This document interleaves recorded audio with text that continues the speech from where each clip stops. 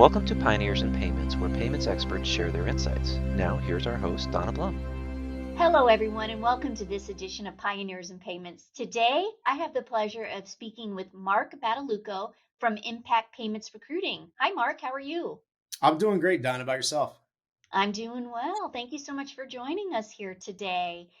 I'm looking forward to kind of having a little bit of a deeper dive into all that's going on in the payments industry from the perspective of recruiting. So this is a little bit unique for the podcast, but I know that it is definitely something that a lot of our listeners are going to be very interested in hearing your perspective and gleaning some words of wisdom. So before we get started, Marc, would you mind sharing a little bit about yourself, your background in payments recruiting, and the work that you do at Impact Payments? Absolutely. First off, thanks for having me, and really excited to have this conversation. So yeah, no, my background in payments started back in college. I actually worked at First Data in Omaha, really more on the core banking side of the group, and then actually decided to uproot to Arizona looking for jobs. And recruitment always kind of was something that I don't think anybody really looks at as much. Maybe it's a little bit more today, but I was just looking through jobs and came across an opening for one recruitment job that was a little bit too far away from where I was working, but they knew another company a little bit closer that was looking for a recruiter. And just so happened it was Impact Payments. Back in the day, it was CSH Consulting. And I don't know, it's like with when people say you get into payments, you never get out of it, and I can attest to that. And so after working, 4 years at First Data, I've been at Impact Payments Recruiting now for the last 15 years. And so really kind of what we've done over the last really 20 years now is really creating that niche within payments and fintech and really working throughout that entire ecosystem. So we do, work with, companies, both small and large, companies that are, based here in North America or looking to get into the North American market. And really where we partner with our clients is really finding the top talent coming from this industry. And it doesn't matter really the skill set. We work throughout the entire organization, whether that's sales, finance, product, compliance, and risk, even legal and IT, if they're looking for individuals coming from this space. And so we've developed that niche here, and really have it's been ideal seeing how the industry has evolved, where it's not just working with the payments entities, but also a lot of these e-commerce and SaaS organizations that are trying to monetize payments as well, that are really looking for that help, which is not only fun as a recruiter to keep everything kind of new and different every day, but I feel like a lot of professionals in this industry are kind of looking for taking that expertise into a new environment, which those opportunities kind of within those organizations allow that. That's great. Well, it's definitely so needed in today's industry. I mean, everybody in the industry knows that hiring and also retaining top talent is challenging. Can you talk a little bit about why that is? I think the retaining piece. Well, I guess let me start with the hiring piece. It's kind of been a mixed bag.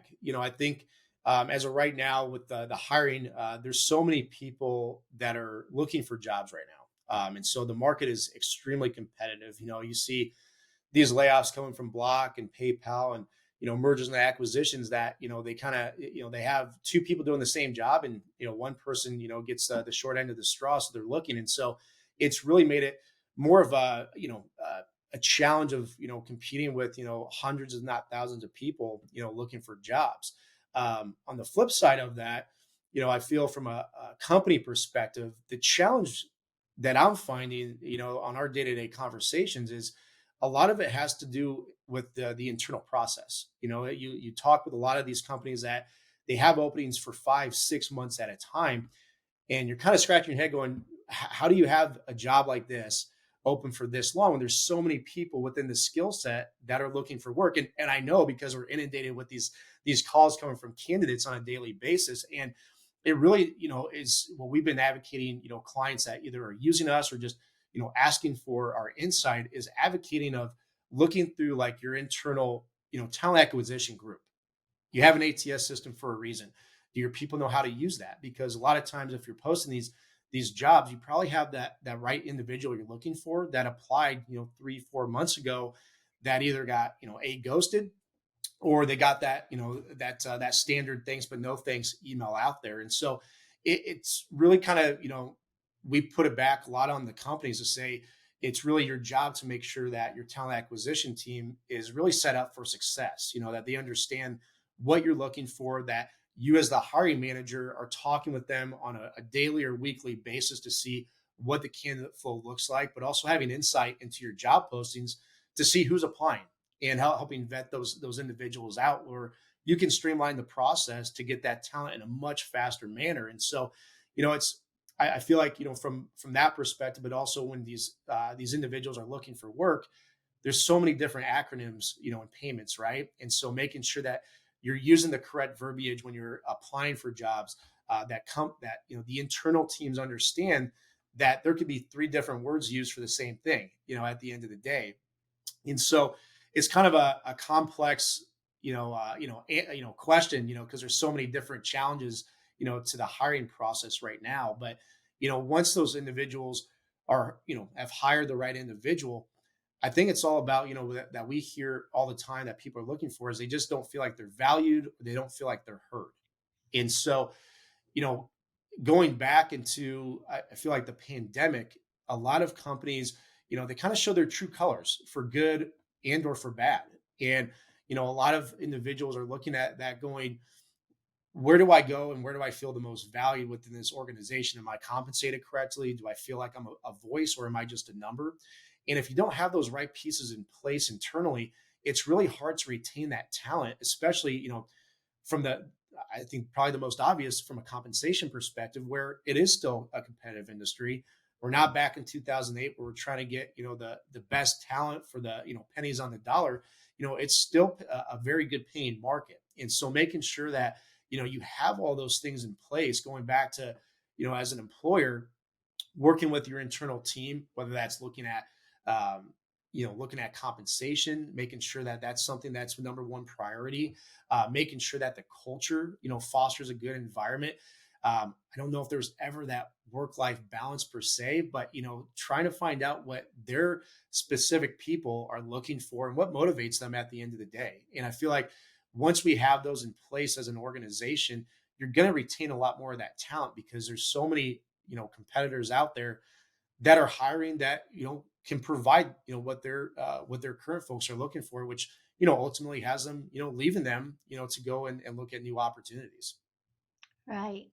So, if an employee is happy where they are, they're not really going to be looking elsewhere. But we all know that maintaining your existing talent pool is a lot less expensive than going out and having to replace talent and hire. Um, so you touched on, knowing what motivates them, and really focusing in on the culture. If an organization is experiencing high turnover, what would you recommend that they do in order to combat that? It's a good question. I mean, what I hear a lot of people doing is, having really in-depth exit interviews. Is there something that, when people are leaving, is there some commonality there, that you're seeing and saying, okay, we need to go back and we need to address this and start fixing this? Is that a push to go back into the office? Is that, low pay? Is that, you know, vacation days that are very limited? Is it, it can be a multitude of things, are you short staffed? And so people are doing multiple jobs, but not getting that increased pay, going back to, feeling valued.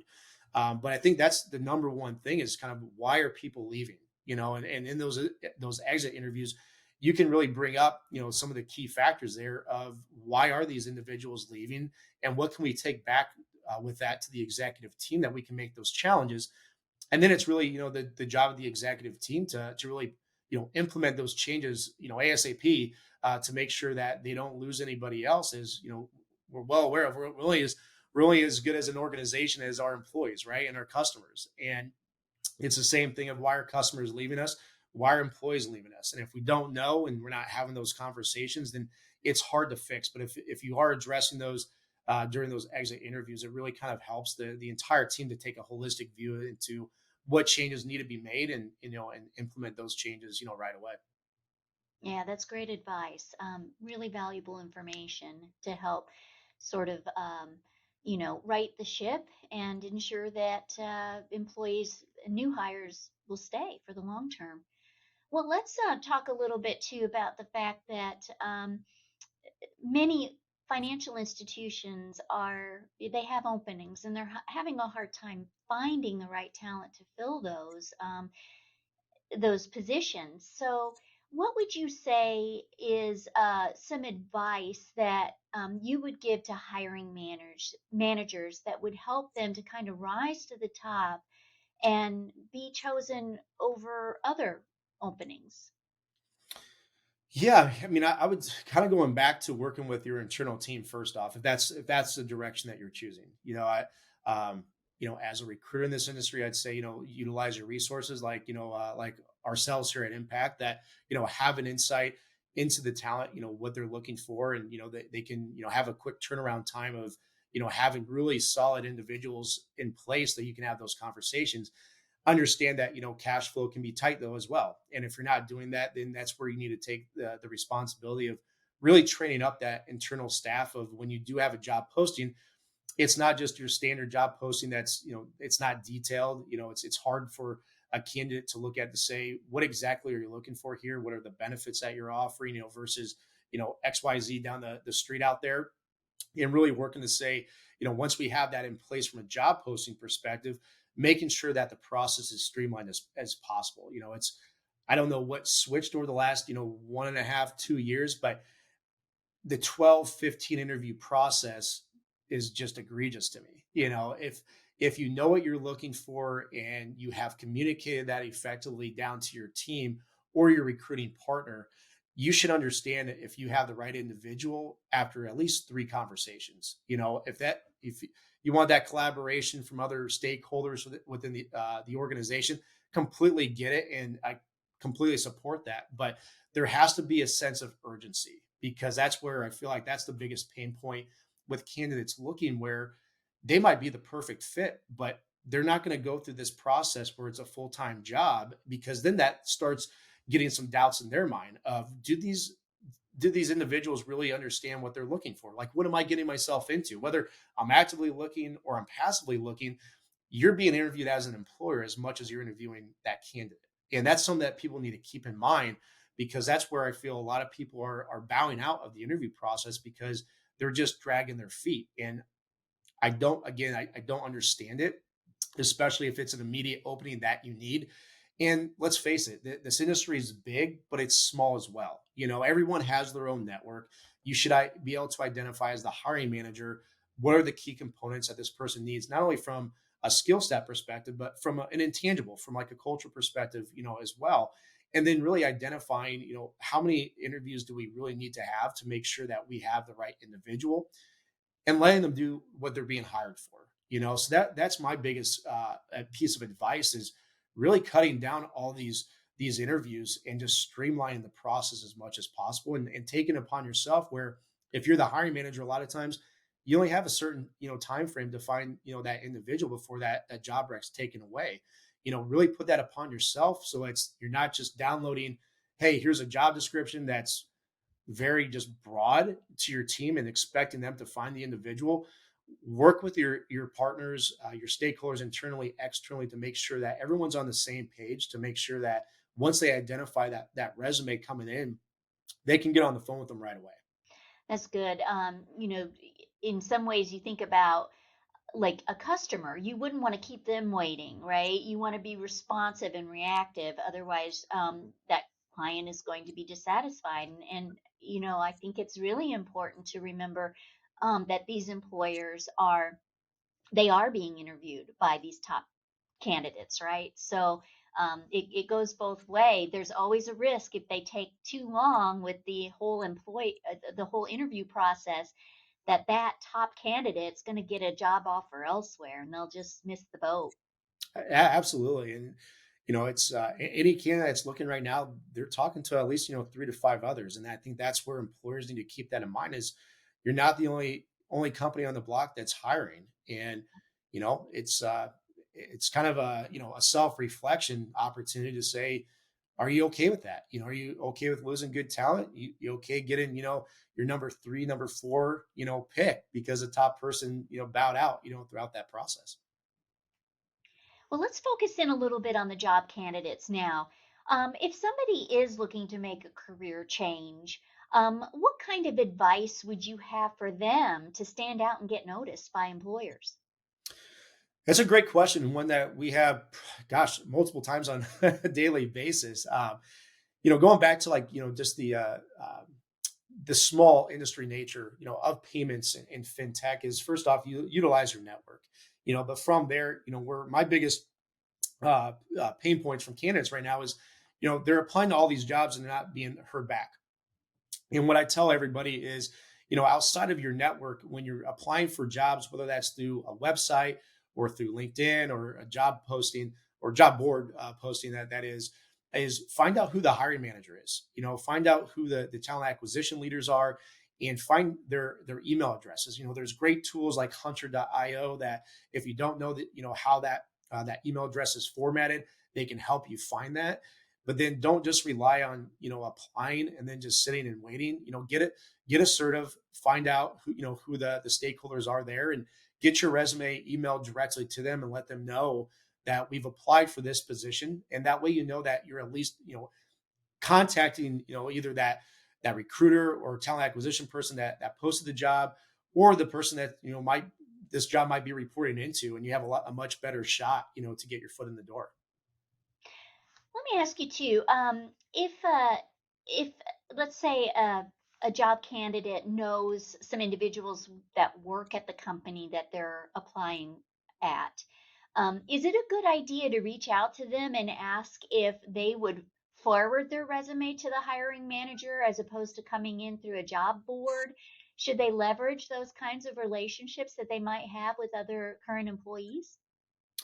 Absolutely. I mean, I'm always a big, advocate of utilizing your network in any way possible. I mean, if you have that, that warm referral, with someone's already there and they can advocate for you, absolutely, because they might be able to, get you that first introduction, and that's really all you need. People are just looking, for an opportunity to showcase their skill sets, and that's what they're not getting today. So, absolutely, if you know somebody within that organization that can help forward your resume, it's not a bad look for the employee there, to advocate on that behalf. In fact, I feel like employers really, they appreciate that at the end of the day, because that individual was hired for a reason, right? And if, they're hired for a reason, they've been there, they're going to understand that, that employee understands what makes a good person to fit within this specific company. And if they're referring someone over, they should absolutely be taking a look at that, because I mean, that's what we do as recruiters ourselves, right? We're networking and, relying on our network of people that we trust and respect to, put us with the top talent. And that's how you get referred to them. I've even seen some large employers who have many open positions at offering a finder's fee or Yep. um, some kind of an incentive to their current employees to, recommend job postings to their friends in their network. So yeah, it's a win-win in that case, right? I mean, it really is, and you're exactly right. A lot of employers are doing that, and so yeah, absolutely. That's another next step. Of finding, who's hiring, is leverage those networks within those organizations.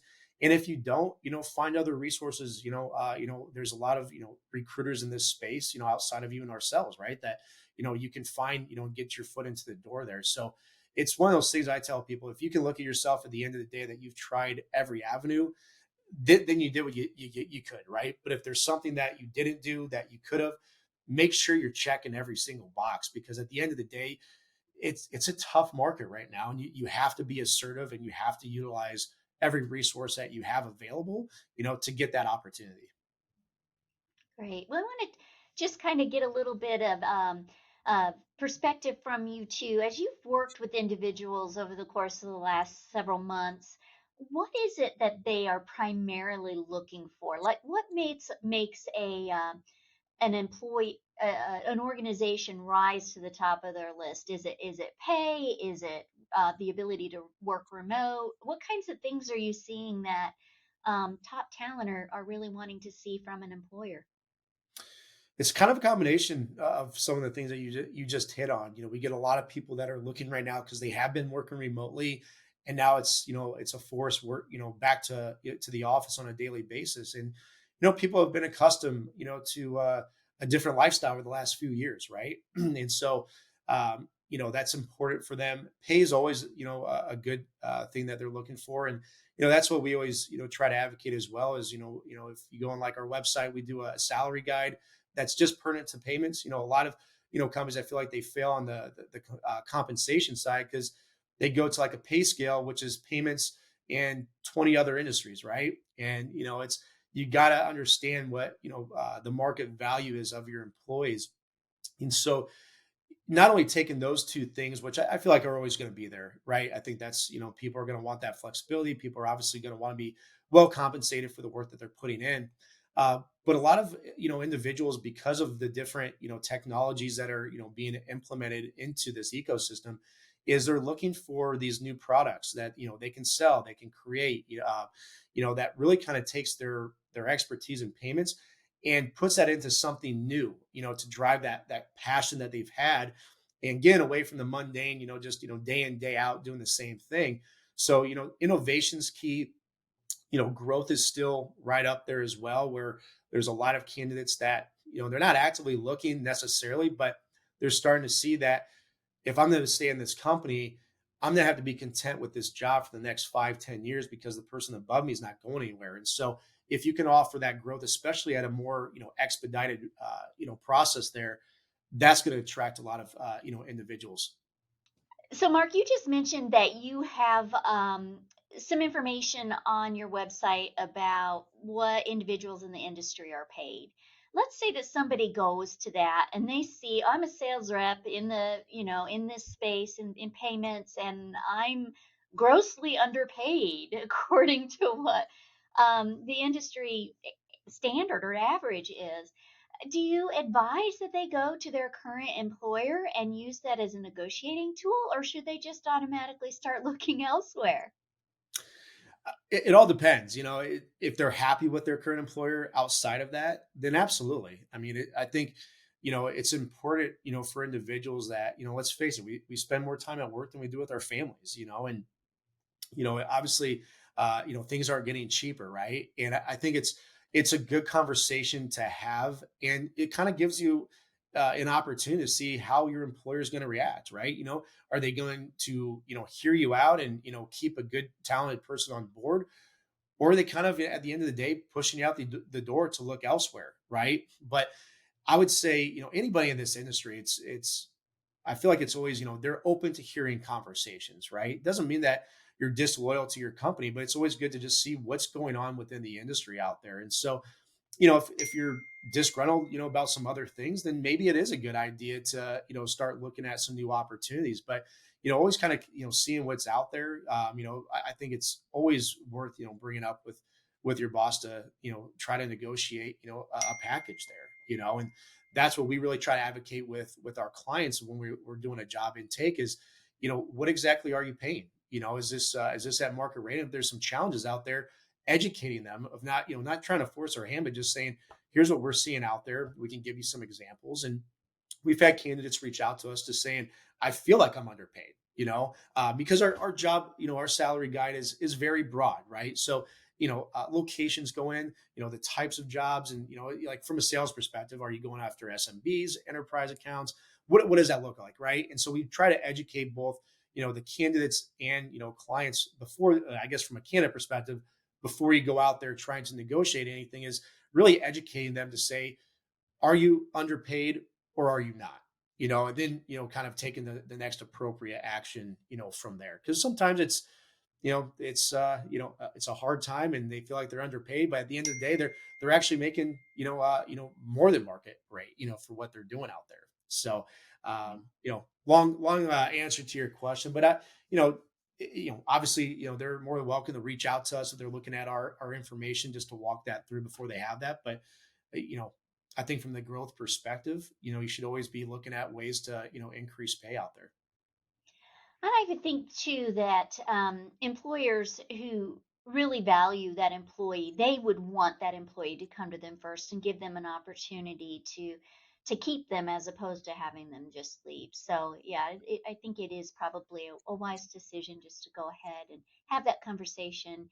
And I think it would work out as provided it's a good fit. The employee enjoys working there, and the employer values having that employee on board. So well, Mark, I appreciate so much your advice and your perspective on this. And before I let you go, though, I do want to make sure that our audience knows how to get a hold of you or learn more about impact payments. Yeah, I mean, you can absolutely go to our website. It's impactpaymentsrecruiting.com. And you can, submit a resume. You can contact us directly. All that flows directly towards myself. So, can talk to either myself directly or to one of my colleagues about, jobs, just the market in general, any questions, involving, recruitment, hiring, you name it. While we are recruiters, first and foremost, we like to work as more as consultants, within this industry. So any information we can provide, we're, fully transparent organization and happy to help in any way we can. Well, thank you so much, Mark. Really appreciate talking with you here today. Be sure to look at the description of the video for more information about impact payments and a link to their website. And I just want to thank everybody for watching. Have a great day. Thanks, Donna.